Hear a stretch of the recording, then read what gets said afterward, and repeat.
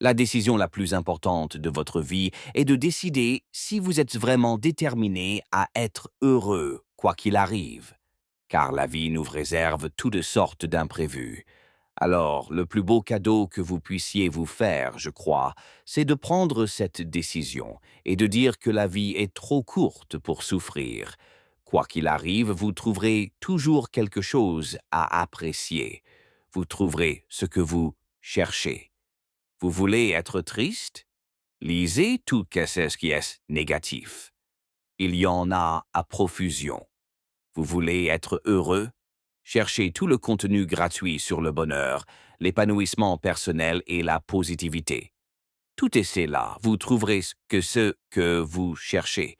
Je ne suis pas forcément partisan de la positivité toxique ou de l'optimisme béat, mais je crois sincèrement que vous avez le choix de ce que vous allez rechercher. Et si vous vous levez en vous disant «Je vais sortir et trouver des signes d'une bonne journée», la probabilité que vous en ayez une est tout simplement plus élevée. Cette gratitude me permet de prendre du recul en fin de journée, au lieu de me concentrer sur toutes les choses horribles ou les mauvaises. Cela me ramène à la réalité.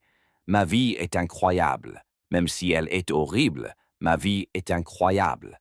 Même si c'est la pire journée de ma vie, que tout est contre moi, que je perde tout mon argent et qu'il m'arrive autre chose de mal, elle reste incroyable.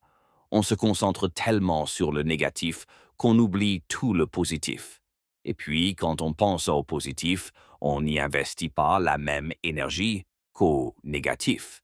Je sais parler négativement, tout comme vous savez le faire, mais ça ne marche pas. Ça n'aide personne, car si je concentre mon énergie sur quelque chose de négatif, automatiquement, mon corps va réagir et je vais commencer à faire des choses négatives. J'étais sans abri, moi aussi. Mon père n'était pas présent dans ma vie non plus. J'ai aussi connu des difficultés. Mais j'ai fini par comprendre que lorsqu'on pense avec optimisme et qu'on parle positivement, on peut exprimer des choses qui ne sont pas comme si elles étaient vraies. On peut dire certaines choses et les faire se réaliser. La pensée positive n'est pas de l'illusion. La pensée positive, c'est apprendre à maîtriser ses processus internes et comprendre que cela influencera son environnement extérieur. Mais c'est aussi garder le contrôle de son monde intérieur. C'est savoir que malgré les changements du monde extérieur, tout ira bien. Cette vague de trahison, cette vague de peur, cette vague de chagrin, cette vague de frustration, ce sentiment d'être bloqué, cette vague de désespoir, c'est temporaire. Ça va venir et ça va partir. Et quand on comprend que les émotions sont temporaires, on a aussi la perspective de savoir que quelque chose de mieux est à venir. Une de mes mentors avait une carte de visite qu'elle distribuait et sur laquelle il était écrit que son plus grand regret était d'avoir troqué ce qu'elle désirait à long terme contre ce qu'elle désirait sur le moment. Je réfléchis toujours à ma vie de cette façon. Est-ce vraiment ce que je veux pour le bien de mon histoire? Ou est-ce que j'agis sous l'effet du désir? Est-ce que j'agis parce que je veux changer ce que je ressens maintenant, sachant que cela me desservira? Ce n'est pas vraiment ce que je veux. D'où est-ce que je viens? Les gens intelligents aiment l'idée d'être cyniques parce que cela donne l'impression d'avoir envisagé toutes les options. Seul un imbécile pourrait croire que tout ira bien, mais cela ne tient pas compte du fait que notre expérience de la vie est largement déterminée par l'histoire que l'on se raconte. Je pense que l'idée est de se dire, tu peux changer ta façon de penser. Alors, je réfléchissais à ce que je pouvais faire dans ce champ d'action restreinte. Mon système de croyances, les idées que je me faisais sur la vie. On trouve un emploi, on travaille pour quelqu'un et après 40 ans de travail, on touche une pension et puis on reçoit son salaire. J'étais sur une chaîne de montage, bien sûr, et soudain je me suis dit, oh, je pourrais croire n'importe quoi. Je pourrais croire que je peux tout faire. Je pourrais croire que je peux être le type à la télé qui raconte des blagues. Et c'est possible. Ce que vous croyez détermine votre vie. Vous serez votre propre obstacle. Vous serez ce qui vous freine. La vie, c'est ce que nous en faisons. C'est tout à fait exact. C'est qu'est-ce que nous en faisons. Et donc, il faut être impitoyablement protecteur des informations que vous assimilez, des pensées qui vous occupent l'esprit, des personnes dont vous vous entourez, car tous ces éléments sont des facteurs d'influence. Un autre philosophe stoïcien a dit un jour que, vous savez, lorsque vous quittez votre maison et que vous y revenez le soir même, vous revenez transformé en tant qu'homme différent. Vous n'êtes jamais le même homme en revenant, n'est-ce pas? Eh bien, soit vous revenez en tant que meilleur être humain, plus transcendant, plus conscient, plus connecté, soit non. Alors, pour moi, chaque jour recommence à zéro. Je suis humble, j'écoute, mon esprit est ouvert, et voici ce que j'ai vu, et voici ce que je peux vous dire. Tout ce que je regarde, j'essaie de le faire avec humilité. Si vous ne le faites pas, tout s'écroulera. La perspective est primordiale.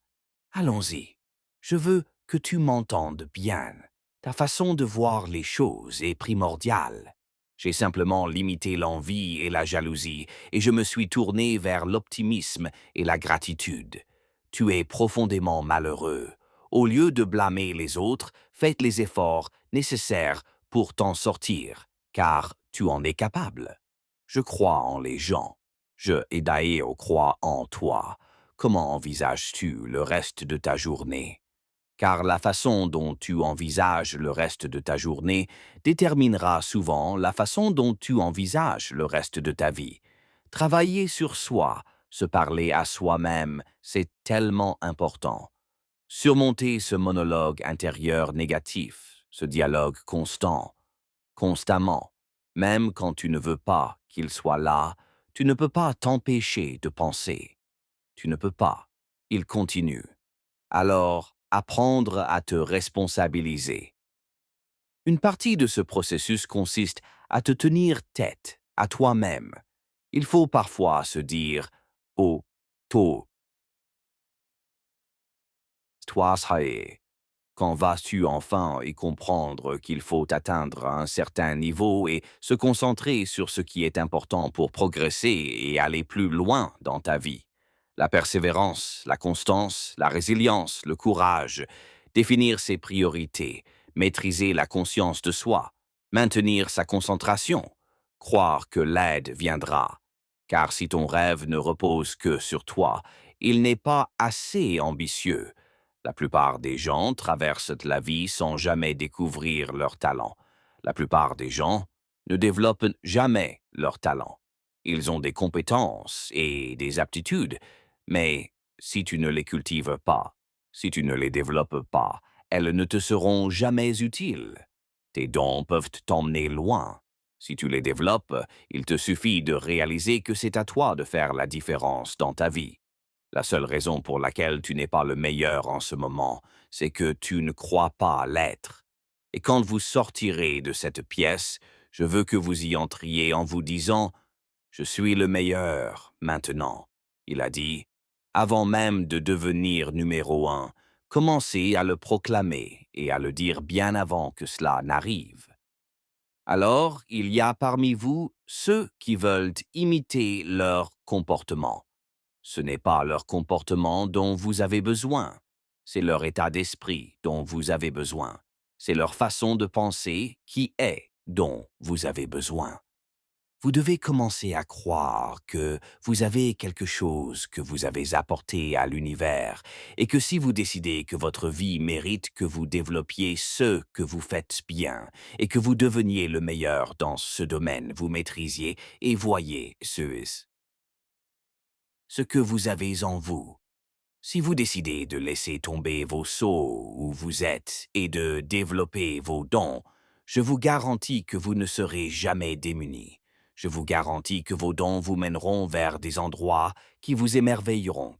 Je vous garantis que si vous commencez à travailler pour développer vos dons, vous développerez un profond sentiment de bonheur.